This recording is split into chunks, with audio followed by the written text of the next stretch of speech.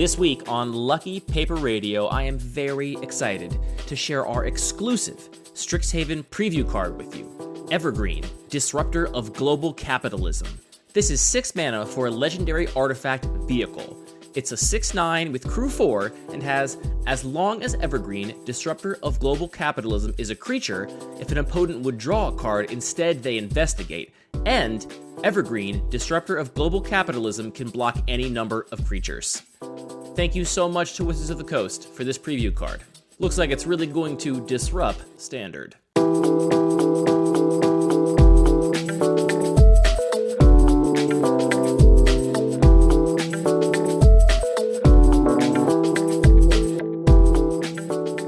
Hello, and welcome to Lucky Paper Radio. I'm your host, Andy, and I'm here with my co-host, Anthony. Never looks at the top card after he decides to mulligan Maddox. Is that true, Anthony? I seem to recall that you never look at the top card and take a peek and see if you actually needed to mull. I wish I was that strong. That's definitely not true. I think that I've gotten to a good place of always looking, but really being aware that it just doesn't matter and it isn't real data. But you gotta look, right? I mean, it is real data. It's just nowhere near enough real data to make any kind of conclusion from it. Sure. We can't be gatekeeping data here, Anthony. I think definitely earlier in my Magic experience, I could have looked at the top card and been really disappointed when it was exactly what I needed. So let's just say I'm in a better place. I'm getting caught up on Constructed Resources, the partner podcast to Limited Resources, of course, our arch rival podcast. And they had a great episode on mulliganing a couple weeks ago, which I thought was interesting because maybe we'll do an episode on mulliganing and Cube at some point in the future, Anthony. But one point they made very clear at the beginning of this episode was that really the entirety of their mulligan decision conversation was all about Constructed, because they were basically saying, like, the bar to mulliganing and Limited is so high that you have to have a completely unkeepable hand to even consider mulliganing and Limited because of how much unfavored you are once you mull a hand. And I was wondering, do you think in the average Cube, mulligans are more like Constructed mulligans or more like Limited mulligans? I think, unfortunately, my answer is going to be a little bit wishy-washy, and just have to say that, like so many other aspects of Cube, it falls somewhere in between. Context. Wow. Big statement. Wow. Hot take. Yeah, I think we should talk about that at some point, because mulliganing, I think is one of the bigger holes in my game. At least when I've played like GPs and stuff for a whole day, a lot of the games I lose, I feel like came down to a mulligan decision, either not mulling a hand and then not drawing what I needed, or mulliganing and then drawing into more bad hands. And, it's important not to be results-oriented, because if a hand is bad, you're supposed to mull it no matter what, even if it means you draw an even worse 6. But I still just feel like it's a big hole for me, and I don't know how to patch it. And I do think that it's interesting how it applies to Cube. But that's a topic for another day, Anthony. It also obviously depends on the Cube as well. My own primary Cube plays a lot more like Limited, and I think in that context, you're punished a lot more for just, being down a card, and not punished as much for just, you're not going to get beaten down by as aggressive a deck. So I think it really does just fall upon the spectrum. Yeah. We'll talk about mulliganing maybe on a future episode, but that's not what this episode is about. On this episode, I want to talk about a recent update I made to my Cube and use that as an introduction to talk a little bit about fast mana and return to Tempo, which is one of our most downloaded episodes from the past, is our episode on Tempo. So I think it's a topic people are interested in. And I think it's very connected to fast mana, and it's very connected to mulliganing, Anthony, because, people will say that in some formats, Tempo doesn't really matter that much, but in pretty much every format of Magic, people are choosing to play first and not draw, which tells me that Tempo does, in fact, matter pretty significantly, if that's the default assumption. Yeah, I think that's a really good connection to make. It seems like a different thing, but it's absolutely related to that. But before we get to our main conversation, we are going to do a listener-submitted Pack 1, Pick 1.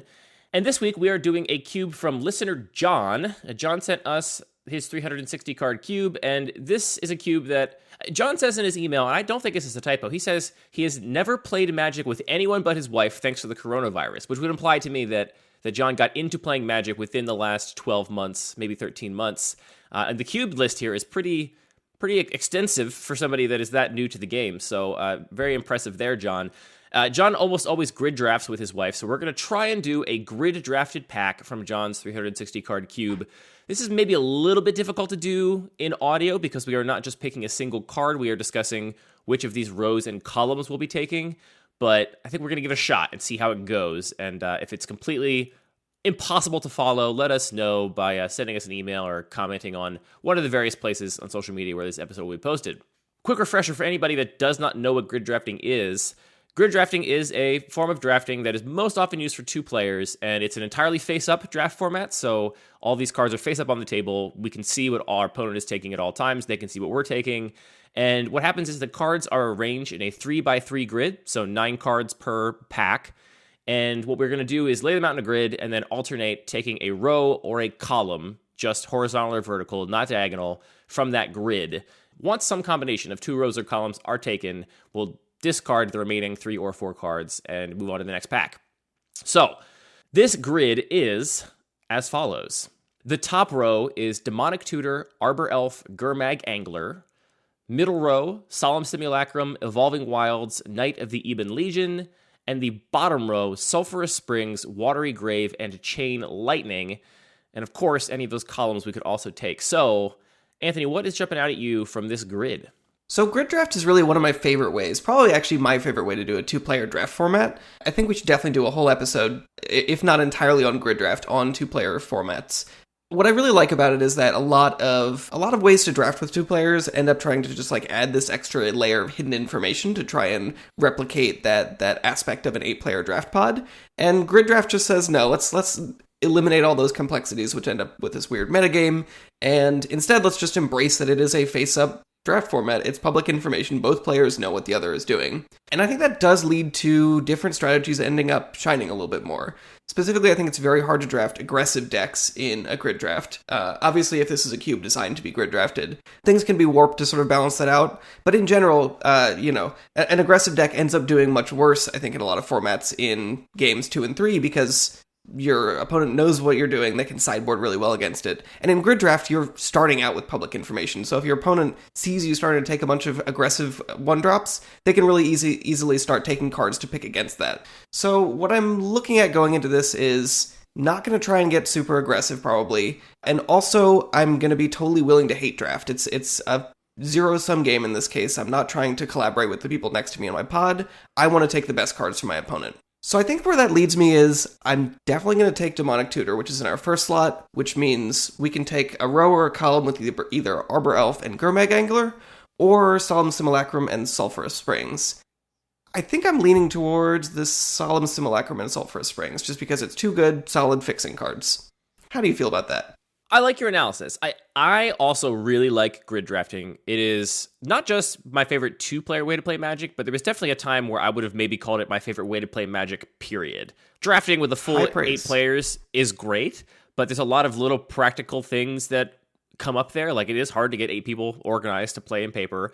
And even if you do it, then there is waiting between rounds if somebody's round is taking too long, and you might draft a deck you don't love and you got to play 3 rounds of it. Grid drafting is great because you're sitting down with 1 player, you can draft very quickly and play a match and then just draft again. Like in the same time that I might be able to draft once and play 3 rounds with 7 other players, I might be able to get 3 separate grid drafts in with 1 other player. And there's something just really exciting to me. Like that just feels like a very well spent, 2 hours, 3 hours of playing Magic if you can get that much drafting and playing in as opposed to a full draft. But really great way to play Magic.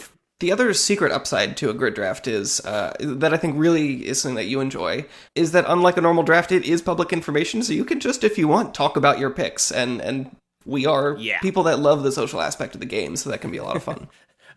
We put that very generously. You're basically like, hey, Blabbermouth, you can't shut up. You love the sound of your own voice so much that you started a Magic podcast, so we know that you just want to talk about what you're taking, but that is true. Like, the actual, the closed information pack draft is a much less social experience than talking about what's in front of you. It's also really great to do a grid draft with a player who's maybe not familiar with the cube, maybe a little less enfranchised overall, because if they want to, they can say like, hey, what's the best card in this pack? And you can tell them and give them your answer without having to compromise the draft, basically. It doesn't mean they should listen to you necessarily.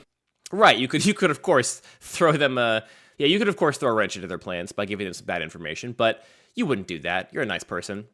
You mentioned that you think aggro is weaker in a grid draft or harder to put together in a grid draft than a regular draft. And I agree, but I don't think it's for the reason that you mentioned.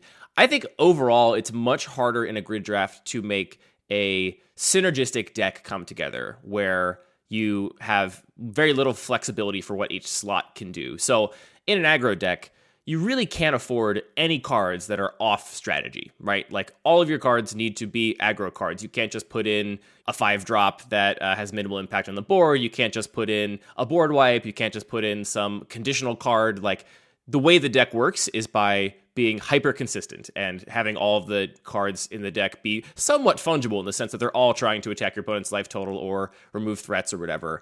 And so really an aggro deck to me is just a very broad synergistic deck. And that is hard to make work in grid draft, I think, because of the nature of the picks. You know, you end up with a lot of somewhat incidental picks in grid draft. As you mentioned here when you were evaluating this grid, you're like, well, Demonic Tutor is the best card in this grid. I agree with you. You're saying, I'm going to take that card no matter what, so I'm going to take one of these other rows or columns. And so really, your pick from this pack is Demonic Tutor, and then you're going to get 2 other cards, and you're deciding which other cards you want based on all the information available, obviously, but you don't get to take Demonic Tutor, Knight of the Eben Legion, and Gurmag Angler, right? Because they're not in the same row or column. So you end up, over the course of the grid draft, getting a lot of incidental picks, which means that it's very hard to have 23, 24, 25 non-land cards that are all feeding one specific synergy. And so for that reason, I think that... No, you're totally right. I think both of those factors have just a huge influence on the shape of the game. So that's why I really like taking these kinds of flexible cards where I know I'm going to end up, because I'm taking 3 cards at a time, I can't take the best card every single pick. Having these kinds of flexible cards that are going to help me smooth out my deck, smooth out my mana, are really things that I'm prioritizing. Yeah, exactly. To that end, I agree that Demonic Tutor is the standout card from this pack, and it's great all the time, right? It's just cycling, but draw the exact card you want instead of, having to draw a card at random, which is really great. Pretty good cantrip. Pretty good cantrip, Demonic Tutor. But to put that aside for a moment, I think the other row that is appealing to me is the row of Sulphurous Springs, Watergrave, and Chain Lightning, and that's just 2 fixing lands that share a color, black, and then Chain Lightning, which is a great efficient removal spell that plays at all stages of the game. And I think there is some merit to looking at that row, because I do find that because you are getting a lot of incidental picks in grid draft, playing a 3 or 4 color deck or a 3 color deck with a splash can oftentimes be very rewarding, because you get later in the packs and, as the draft goes on, your opponent will have kind of staked out some territory. And if you've instead staked out all the territory your opponent is not playing and just said, any card you don't take, I can potentially put in my deck and beat you with it, that means that you have a lot more potential power in later packs. And so taking the 2 best fixing lands out of this pack, because I'm not super high on Evolving Wilds in a format with Demonic Tutor and Chain Lightning and stuff, is not a bad place to be, but I can't pass up Demonic Tutor either, and I think I agree with you in taking the Demonic Tutor, Solemn Simulacrum, Sulphurous Springs column, because of that reason, basically. Because, like you said, Demonic Tutor, best card in the pack, very flexible, goes in any deck that can cast it. And then Solemn Simulacrum and Sulphurous Springs, both perfectly serviceable fixing cards, which will, again, allow us to stake out that, hey, don't pass me any good cards because I'll play them position. I will give a shout out to Knight of the Eben Legion. So we're saying if we drafted the exact same cube in an 8-player pod versus grid draft, we expect the decks to be on average a little bit slower, but you're still going to have the fastest deck in that experience. And Knight of the Eben Legion is an extremely flexible card that is great on turn 1, but does stuff later in the game as well. So I think if there wasn't the Demonic Tutor in the pack, I might be looking to try and fit that into my pick. Knight is great. It's a card, when it was spoiled, I remember thinking, like, yeah, this is probably good enough to test out in my, like, mono black aggro package. I was like, I wish it had 2 power instead of 1. Like, I wish they switched his power and toughness, but it's probably good enough. And then over time, it's just, every time I play it, I'm more and more impressed by it. And now I think it's, without question, the best aggro 1-drop in black, and it's not even close. So the card's really, really good. I continue to be really impressed by it. It's very rude. I actually didn't know about the snuff out combo and was playing with it, or playing against it rather, this last week, and my opponent snuffs out my creature, goes to the end step and says, "Trigger, put a counter on this." And I'm like, what? What's going on here? I haven't lost any life. Yeah, nothing quite as devastating as you're on the play, you like open on a mana dork or something, then your opponent plays Knight of the Eben Legion, snuffs out your mana dork, and has a 2/3 in play on turn 1 and removed your creature. It's pretty rough. I was jealous. Also works with Dismember. There's other places where it comes up too. It's a pretty good card. All right, that's our grid. Anthony, I've thrown a wrench into your life. You very generously spent some time building a Pack One Pick One page for the podcast episodes based on a piece of feedback we got on the subreddit. And here I've gone and given you a grid, which I don't think that page currently supports. So good luck updating that to support a grid draft pick. That's what can I say? Like, I like to make your life difficult. I wasn't gonna mention it, but that's just one more thing to add to my Sunday. I can actually help you do that. I can take care of that one. You've been doing so much for the website recently. All right, John, thank you for sending in your cube. I think that grid draft was understandable from a listener perspective, but if I'm wrong and that was impossible to follow and you'd like us to never do it ever again, please let us know. You can also send us your cube so we can do a Pack One Pick One on the air. Just send it to mail@luckypaper.co and include your name and pronouns, and we'll put it on our list. Anthony, we're in a weird position in that I made a pretty substantial update to my cube this past week in anticipation of our Wednesday night cube drafts with our local play group. And then I had something come up and was unable to play in that Wednesday night draft, but you did. So you are the only, you have played my cube since these big updates, and I have not, which is a weird spot because usually I would always be playing my own cube if it was being played. So I want to talk about these changes I made to my cube, and I think this will also parlay into a conversation about fast mana and tempo, which is something I've been wanting to come back to for a while. But in a nutshell, this big update to my cube was really just two things. I added a lot more fixing lands, so I added a whole nother cycle of fetch lands and a whole nother cycle of shock lands, bringing my main cube to 20 fetches, 2 cycles of fetches, and then 3 cycles of shock lands, so 50 fixing lands just from those, plus other fixing lands. And I also added a few more pieces of fast mana. Specifically, I upgraded Basalt Monolith to Grim Monolith, added Mox Diamond, Lotus Petal, Jeweled Amulet, and Dark Ritual to go along with some of the other fast mana already in my cube. It sounded like you maybe didn't have the most fun time with your deck in this particular draft. Again, I was not there, but I read through some of the messages in the Discord, and I was curious to know what you thought about these changes in the first draft you had to play with them. So after this first draft, unfortunately, I just have a lot more questions than I do answers. We've definitely talked... Questions lead to good conversation on a podcast. That's perfect. Oh, really? I shouldn't just, state a couple good facts and we can move on? I don't think that's what most people are listening for. All right, so let's see if I can get my thoughts together about this. We've talked a lot in the past about how better fixing doesn't necessarily just enable the 5-color nonsense decks or, whatever the kind of multicolor decks you might expect to see in the format. It really enables every kind of deck, including the aggressive decks, and the fact that an aggressive deck has access to more different colors, more different cards of different power levels, it actually balances that out. I'm not sure if that's still the case anymore. I wonder if you've actually added enough fixing where the aggressive decks actually can't really profit off that anymore, or if I really need to sort of change the way that I approach drafting this cube and actually just say, I can draft a 2-color aggressive deck now and really try and maximize the power of both of those colors and actually keep a proactive deck that can compete with the really greedy decks. I gotta say, I was very surprised to see the deck list from this draft because these changes were public. We talked about how I was adding a bunch more fixing lands, and the decks drafted were mono green, basically mono green, splashing for 2 blue cards, mono red, mono black, again splashing for a red card, maybe 2 red cards, mono white, and then a blue-white control list and a 4 or 5 color greed pile. So 6 drafters, and that was the breakdown of the decks. So it was a really weird breakdown because 4 essentially monocolored decks were drafted. Again, a couple of those were splashing a card or 2, but could have easily been fully monocolored if they wanted to. And actually that was an interesting, I thought, example of, I think a lot of those decks, if I hadn't increase the density of fixing, might have made the assessment that it was not worth the risk to splash for those cards they were splashing for and just played a worse monocolored card to fill out their list. But they each had some incidental fetch lands and shock lands and were like, sure, it's worth it for me to splash this card in my otherwise monocolored deck.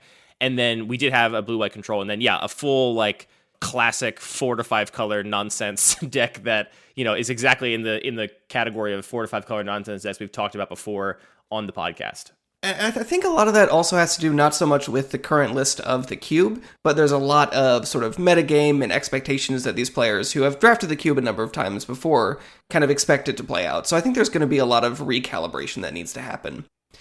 The other big thing that I noticed, I don't want to say which specific deck I played because it was not a good deck. We'd ever need to share it. I wasn't just splashing for a couple off-color cards because I thought they were worth it.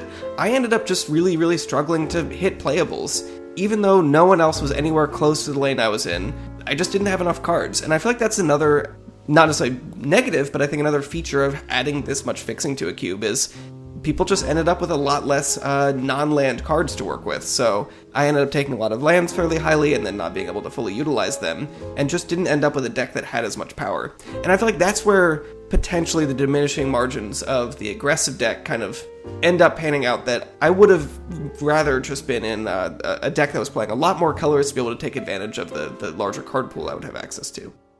Yeah, I'm looking at your list now. So we won't save the deck if we don't want to, but you just picture a deck that's not very good. You're splashing 2 off-color cards. So you're one of the monocolored decks. You are splashing 2 cards that are not in your deck's colors. You have 2 cards in your sideboard that are your deck's main color but are very off strategy, and then you have like a colorless card that you could potentially play that would not be great in this particular deck strategy, but would at least be playable if you really felt it was not worth it to splash. So you could have played like an extra land and a pretty suspect but playable colorless card instead of splashing these 2 off-color cards. I think you made the right evaluation for the pool you had. And I agree. So what you're describing, this tension, is the exact sort of design space that made me add more fixing. So what I came to the conclusion of is, we've talked before about how we've both increased the number of lands in our cube over time and have never really looked back. Every time we add more lands, it's like, yeah, this feels better. And I'm pushing the envelope here with the number of lands I added in this one shot is a lot. And if ever I was going to overshoot and end up in a place where the cube does actually play negatively because of the increase of lands, this would be it. But the reason I decided to do it was really just crunching some numbers around what I'm using the sideboard slots for. So the cards that you draft that don't end up in your main deck, I feel like that's a very important design space that is not very well articulated by cube designers. What I mean is that, like, we talked about this on the show before, where there's a couple ways you can activate this space. You can activate it by, as I'm doing, adding more fixing, which means that on average, most players will basically not be sideboarding very many cards that were on strategy for their deck. Because every time you have a card that is perfectly fine, works in your strategy, is in your colors, but just is the 24th best card, 25th best card, if we just imagine that in that same draft, that was another fixing land you could play, then your deck would be better at no cost, right? Because you're not playing that 25th best card anyway, and so being able to have more fixing means you get to just make your deck better. Another way to say that is just that you're allowing players to have more of the cards they draft actually end up in their deck, right? Right, which effectively decreases the size of sideboards because you're going to play more cards you draft. And it also means that there is a tension now between, like, making sure you get enough playables, which historically, one of the things people say about Cube is that, like, oh, you're just always flush with playables, right? You don't have to worry about getting the playables, and that's, like, not even a concern anymore. And one thing I like to do with my Cube is, like, challenge these overarching assumptions about, you know, what types of cards are good or what Cube has to be. And the idea that you're always flush with playables, to me, just seems like missed opportunity. Like, it's wasted design space if you are sideboarding a bunch of otherwise playable cards. It's like, that could be other stuff that contributed to the draft in some other interesting way. Another thing that we talked about before, just to restate it, is that, like, you again have 2 cards in your main color that are in the sideboard just because they're extremely different in terms of their strategy. That's another, I think, very valuable way to use that space. So if you're going to have cards that you can't play in the sideboard, make sure they're actually cards that would contribute to a very different strategy, not just cards that are worse versions of the cards you're already running. Then you're at least providing some flexibility and diversity for how those decks can potentially play out. Given your deck, I can't imagine a world where you would side into either of those cards, but you could have drafted this same color very differently and actually played those cards to your advantage if you had wanted to go down a different route. So that's a cool way to use that space too.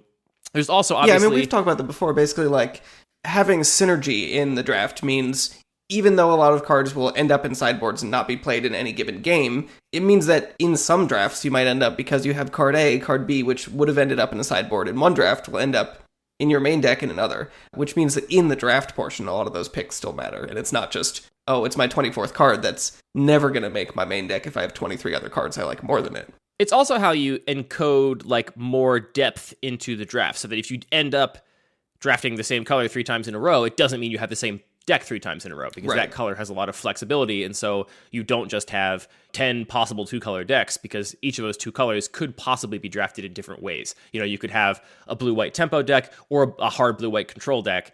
those are both blue-white card pools. There's a lot of overlap in the cards those decks will play, but the cards that are different, that differentiate those strategies with their small number of slots, add a whole other possible deck to be drafted, which is a cool way to basically increase the depth of what you're doing in your draft. But in this particular draft, and I don't want to again make any commitments because I think that I have a lot to learn about drafting this cube now in this state, and I already had a lot to learn about it before this change.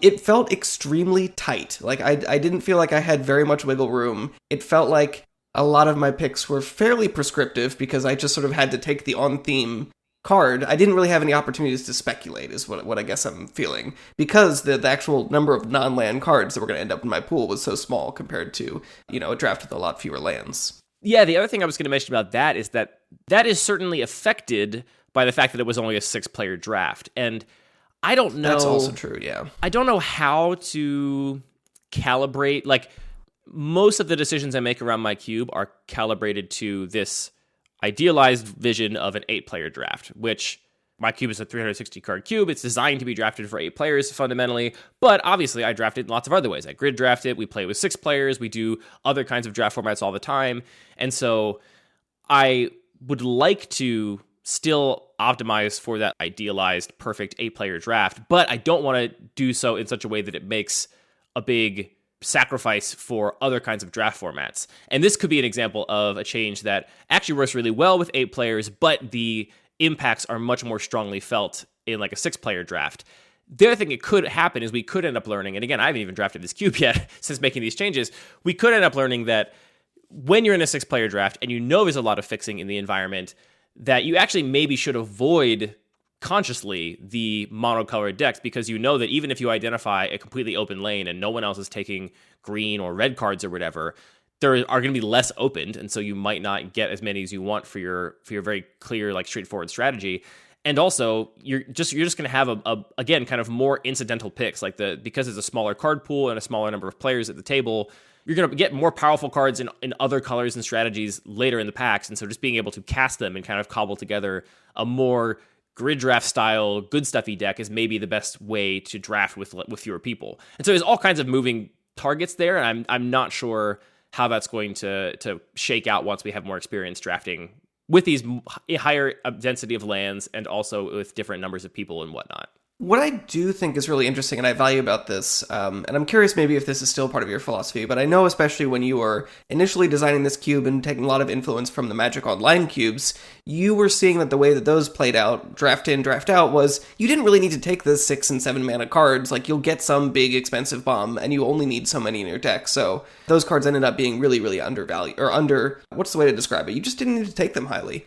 And right. Even if they're really powerful cards, like, you often hear people say, like, I'm not going to start on a 6-mana finisher. There's a million 6-mana finishers in Cube. Why would I bother taking one now when I know I'm going to wheel 6 of them later on in this draft? Exactly. So you made a very conscious decision to say, well, let's actually, if there are too many of them, try and tune all of these different aspects, all these different kinds of effects, all these different costs, so that things are more in balance, and you will need to take them highly because it exists in an appropriate volume in the environment compared to how many you actually want in your deck.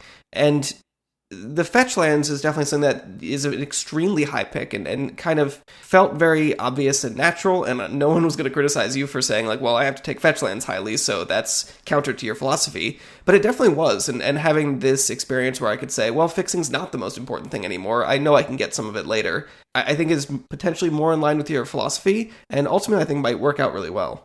You've mentioned this before, and fixing is one of these weird things where this came up in our rotisserie draft of your cube especially, where because it's an effect that pretty much every deck at the table is going to want, and when you have fetch lands and 5-color fixing lands and stuff, those cards can be played in lots of different decks.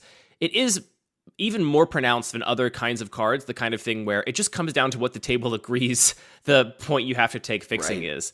And what I really would love to dial in, and I think this is not any kind of objective or global truth or anything, but I'd like to dial in for our play group the point where players that value fixing can take it a little higher than everyone else, and players that don't value fixing can take it a little lower, but it's not universally accepted across everybody that, like, oh, we take fixing at this point, right? And in many cubes, it is widely accepted that, like, yeah, you take fetch lands early for all the reasons we've talked about in all of our pack one pick ones, why we like taking fetch lands early. They're powerful, they're flexible, they're very open. It's a very strong card to take early. But yeah, if there's 20 of them or 30 of them or 40 of them, is it still that important? Or at some point, obviously fetch lands have diminishing returns. The first fetch land is worth a ton because it doubles all of your shock lands, it turns on all of your colors. The second fetch land is worth quite a bit less because it's just, another version of that same effect. And then I think the 10th fetch land is maybe actively detrimental because now you have too many fetches and you won't be able to turn on your late game fetches to actually still find lands in your deck to fetch up with them. And so there is this graph of diminishing returns to it. And I think the more you add, the more you're playing with this sense of your players of when they need to actually prioritize these in the draft. And I'd like to find a sweet spot where some people in our group think that, yeah, there's enough here that I don't have to prioritize them. And some people still think, yeah, I do have to prioritize this because it's that important to me.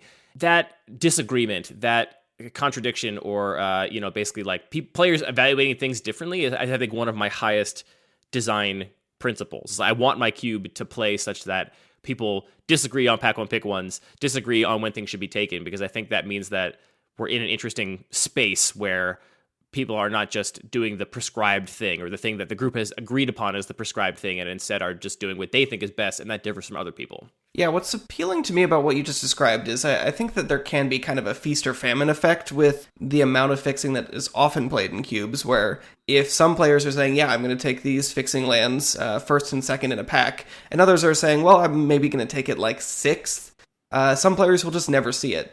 But if we turn up the volume a little bit, I can see a world where it's still like, people can have fixing so that they can make functional decks, but the players that really want to prioritize it in order to do certain things with it have that opportunity without just like completely nuking everybody else's draft. Yeah.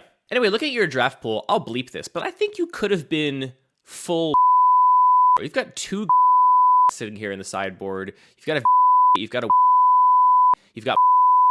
I think you could have gone a little harder into just many colors and just see how it goes.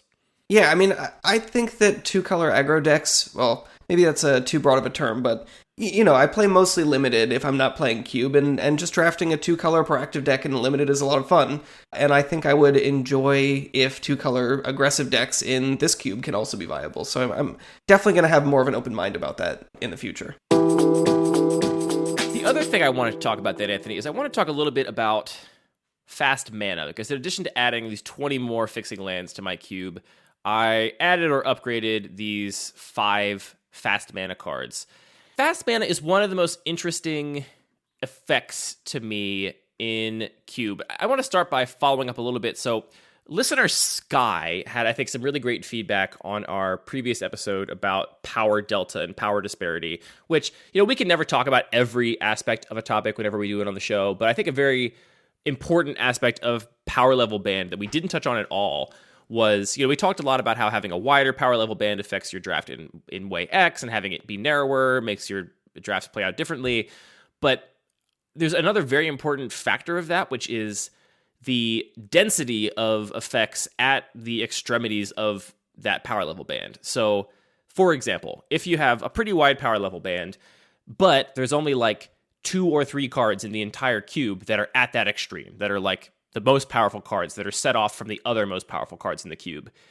That, I think, leads to more toxic and negative gameplay and draft patterns than if you had, for example, 20 cards that were all very, very powerful and very big standouts from the cube, because when you only have 3, it really is just luck whether you get one of them, right? And if you get 2 of them, then you're extremely lucky. You open 2 of the, let's say instead of power 9, we have power 3. You just have 3 Black Lotuses in your cube, and the rest of it is your normal regular cube, Anthony. Now, if you just have a Black Lotus, you're just hugely advantaged. And if you open 2 Black Lotuses, then you're like just blessed, and your opponents are going to be just having a very bad day. But if you had 20 Black Lotuses, now on average, like, players are going to get a couple Black Lotuses, right? Like, everybody's going to have a couple of these things, which means that you're moving some of that variance from the draft to the gameplay, because obviously whether you draw your Black Lotuses or not is a new factor. But you are also evening the playing field a little bit, even though you're still playing with a really wide power level band of cards.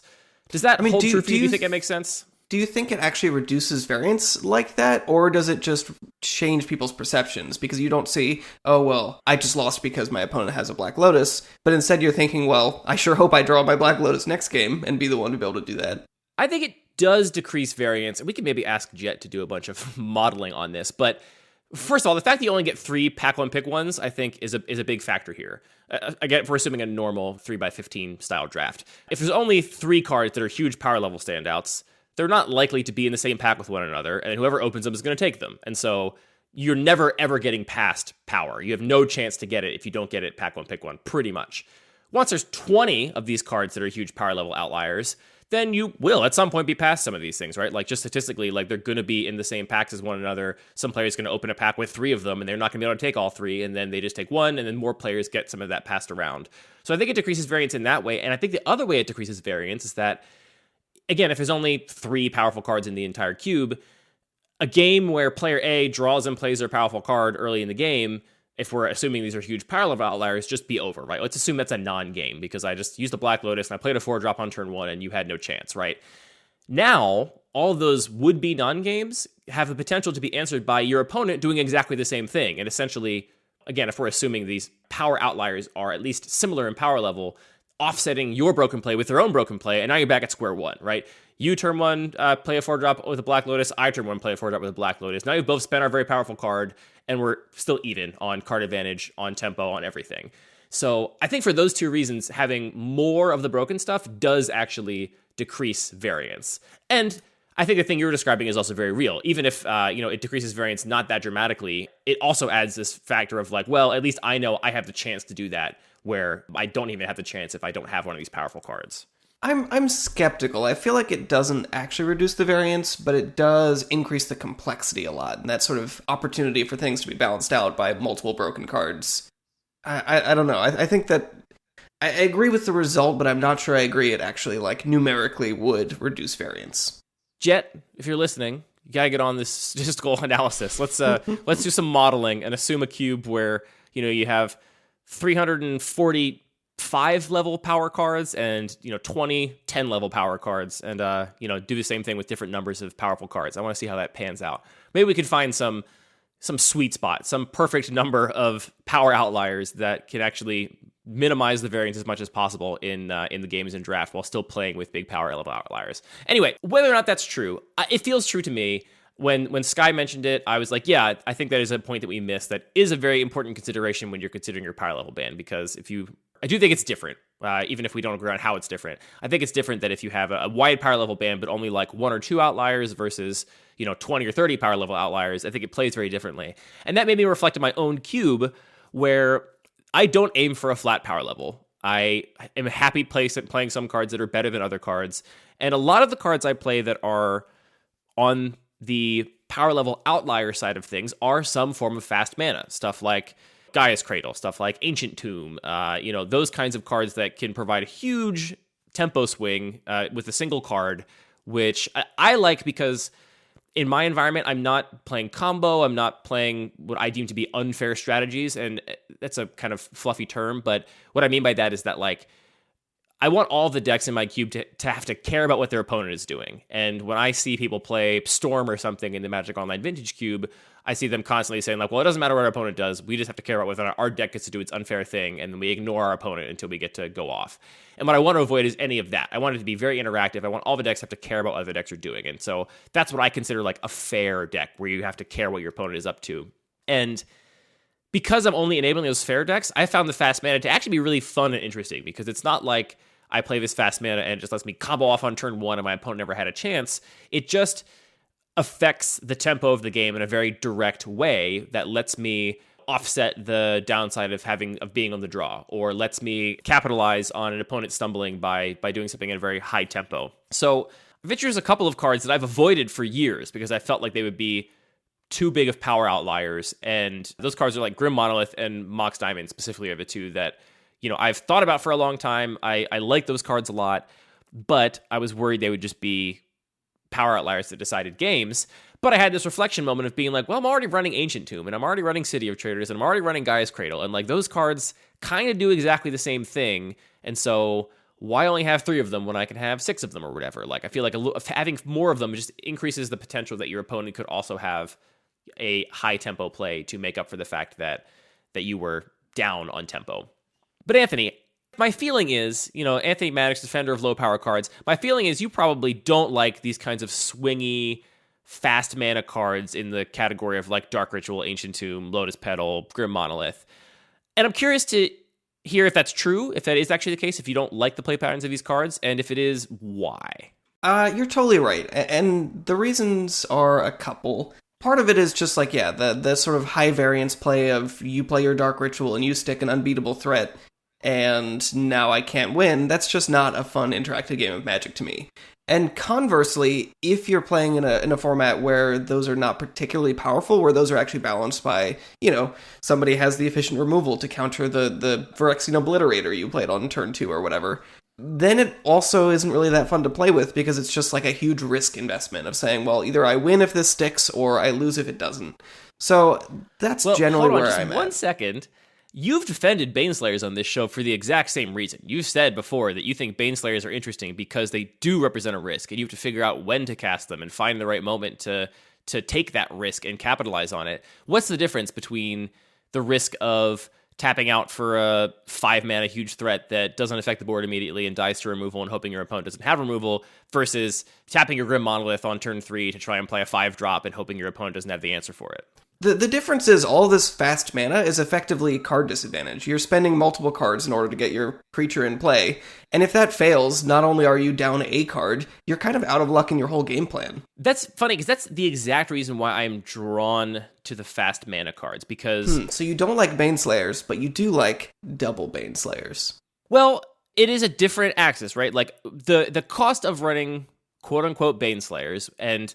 there's all kinds of definition for Baneslayers, but in this case, let's talk about actual Baneslayer Angel. You're playing a 5-mana threat that if you get to combat with it, it's going to gain you a bunch of life. It's going to be near impossible for anything to block it profitably, and it's just going to take over the game as soon as you get to stick it for a couple turns.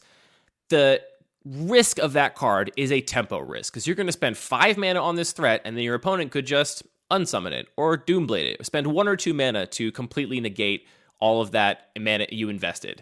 And so what you're down there is tempo. You're not down on cards because you traded 1 for 1 on cards. You played a card, they played a card, and now you're back at square one. But you are down on tempo, which is a cost.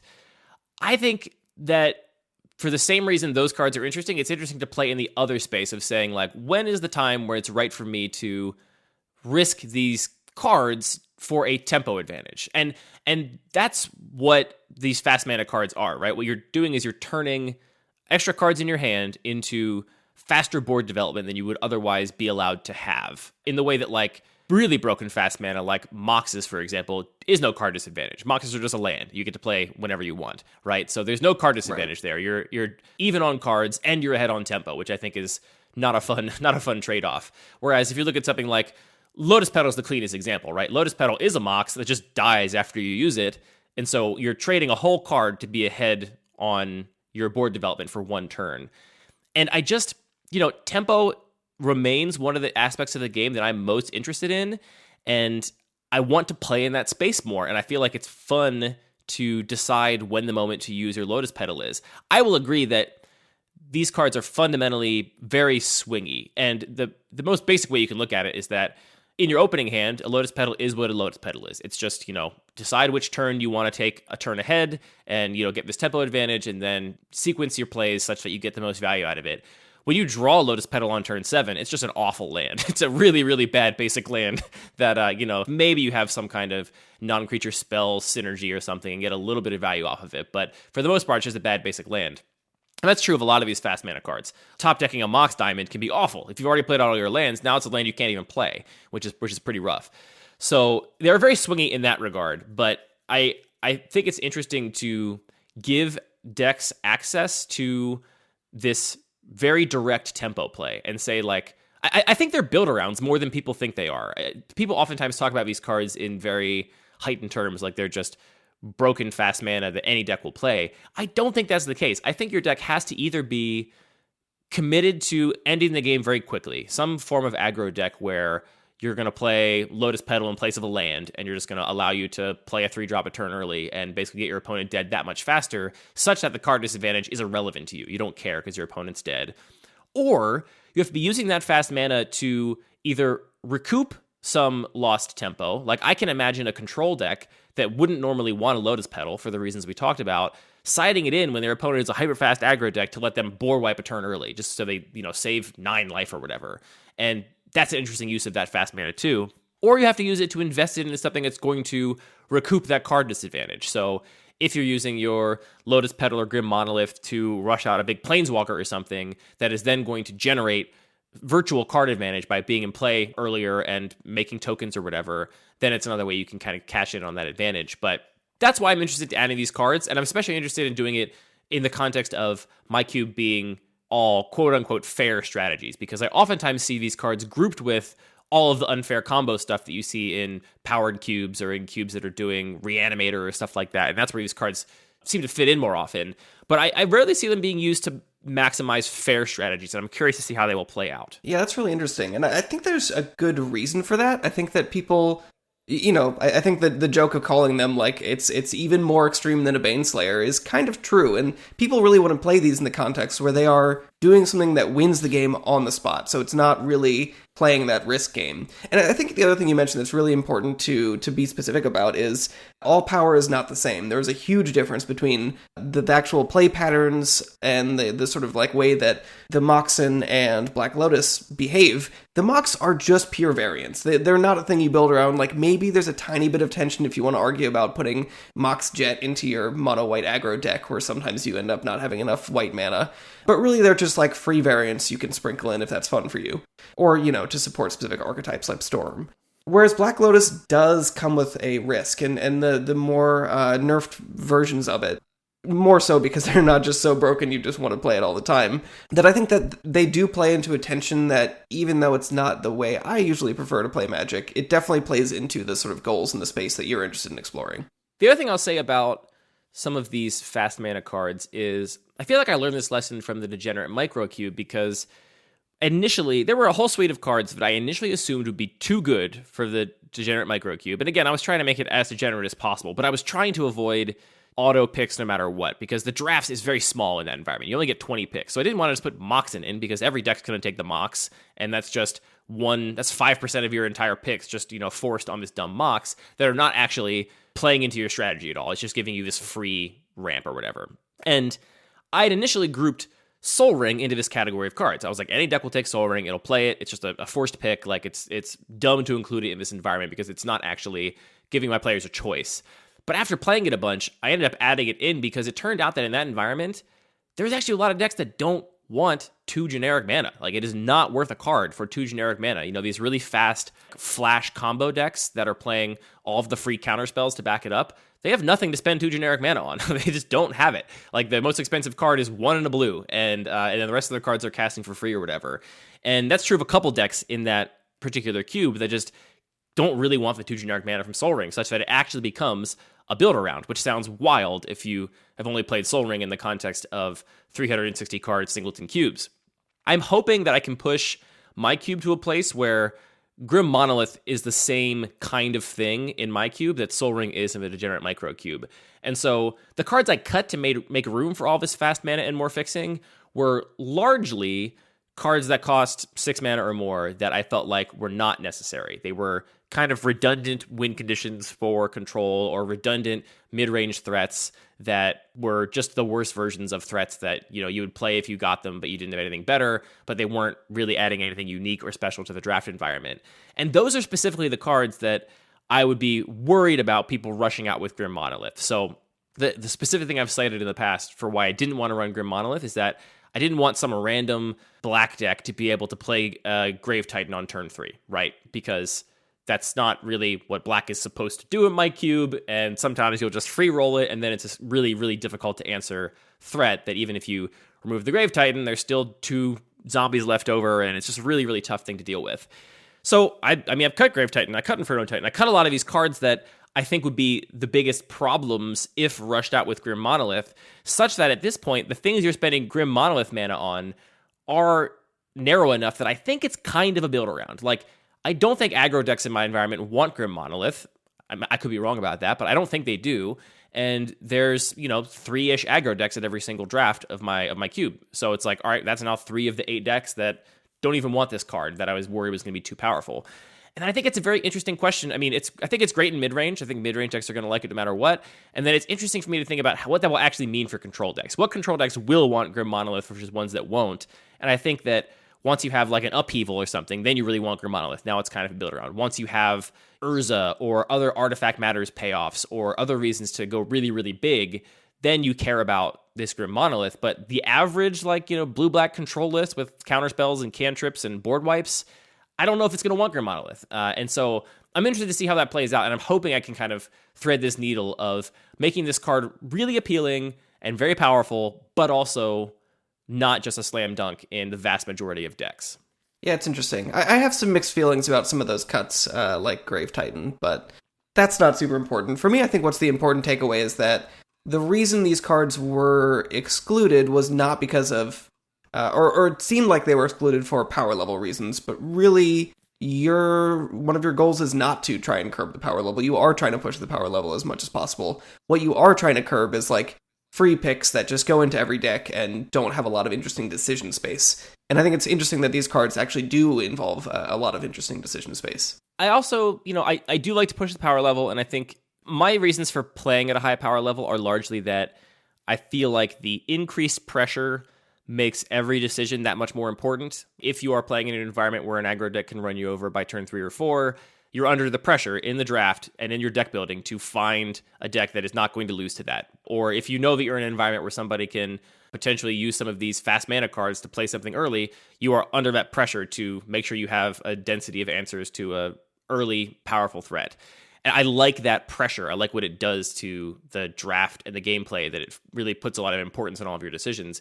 That said, I don't want these powerful cards to result in a higher density of non-games where, I like the fact that an Ancient Tomb or a Grim Monolith can help you recoup the tempo disadvantage from being on the draw. But if you're on the play and you would already be at a tempo advantage, now you're at a further tempo advantage, is it just too much to come back from, and how often does that happen? And I don't know, and that's what I'm interested to learn from playing these cards. So that's the line I'm trying to toe, is I want these powerful cards to be active decisions you have to make in draft and deck building, and I don't want them to just lead to a dramatic increase in non-games, but we'll have to see how things play out. Yeah, even though I think I agree they do support your goals, I do think they are necessarily adding more variance to the environment. So I don't totally agree with the decision to cut cards like Grave Titan on that specific balance, because ultimately it is like an interaction between a handful of cards. So it feels like it's going to change the environment more than you're intending. Defend the Grave Titan from me for a moment here at the end of this podcast, because I'm curious to know why. It's a card I'm surprised to hear you miss specifically, given your proclivities for... Talk about a card that ends games. I mean, Grave Titan is a card that ends games, certainly more so than Grim Monolith will, I think, in a lot of situations. Grim Monolith doesn't actually do anything, but it lets you play other cards faster. Grave Titan ends almost any game it resolves in. Why do you like this card? Why do you miss it? Here's my question. Why am I playing your cube? Sell me on it. Wait, what the? You can't just turn this... Well, one of the things that's appealing is I can play Grave Titan. Well, not anymore. I mean, you could just sub in any other card for that, though. Some people don't like to play Grave Titan. Some people like to play Grim Monolith or whatever. I think you're cutting out a big space that appeals to some Timmy players, and sometimes that is what I enjoy about. Like, I love my low power cube where it's all about little dinky creatures. But yeah, having like that variability and being able to play a cube where I can play these like extremely powerful 6-drops that take over the game is another thing that I guess I'll just have to put it in a commander deck or something. You can still play Ugin the Ineffable, or I still have Craterhoof Behemoth in there. You can do that kind of stuff if you want. Interesting. So what's the difference between Grave Titan and Ugin? Well, I mean, simply put, Ugin is a 6-drop that any other deck can play. I mean, any control deck, any it's a colorless card is the answer. Like, I looked at all my 6-drops and decided which ones to keep, and Ugin was one of the only ones that made the list because it was colorless, and because I think it is fundamentally much more flexible. Like, you have choices to make when you resolve Ugin that you do not have when you resolve Grave Titan. Your choice when you resolve Grave Titan is, gosh, I sure hope they don't have a board wipe or some kind of answer to this Grave Titan, because if they don't, I'm going to win the game in like 2 turns. Ugin, I think, is arguably equally powerful. I mean, it's hard to say because it's powerful in very different ways, but the fact that it does both pose additional deck building and drafting considerations with the static ability, which does come up in my environment, and then when you resolve it, you have to ask yourself this question of, do I want to commit to the board and make some tokens and eventually generate card advantage, or do I want to risk potentially a removal spell or a flying attacker or something and kill something with my Ugin? I think it just offers way more decision points than Grave Titan does. That's interesting. Your defense makes sense. I think what I would counter that with is, in the same way we talked about how there are advantages to having a disparity in power level, and actually like having some picks that are a little bit easier because you have a powerful card in the pack that lets you, that guides you in a certain direction, actually can add some satisfying moments and make a draft very enjoyable. I think in the same way, saying every single decision has to be a nail biter, there always has to be maximum complexity, also you can take a little bit too far, and just saying, well, sometimes if you want to just put a deck that has a Grave Titan in and just cross your fingers and hope they don't have a board wipe, can also be a satisfying thing to make an option. Well, now what you get to do is you get to play a Grim Monolith and play your Ugin on turn 3 and then cross your fingers and hope they don't have a Hero's Downfall. It's the same thing. All right, I'll look forward to that. That's it, friends, for this episode of Lucky Paper Radio. All of our magic is produced by DJ James Nasty. All of the magic cards are made by Wizards of the Coast. All of the listening is done by you, and all the talking is done by me, Andy Mangold, and my co-host, Anthony Maddox. Thank you for talking about magic with me, Anthony. Thank you, Andy. It's been a pleasure. I think you did say all of our magic is produced by DJ James Nasty. I said all of our magic? I think so. Jeez. All of our music is produced by DJ James Nasty. There we go. Now I've got that.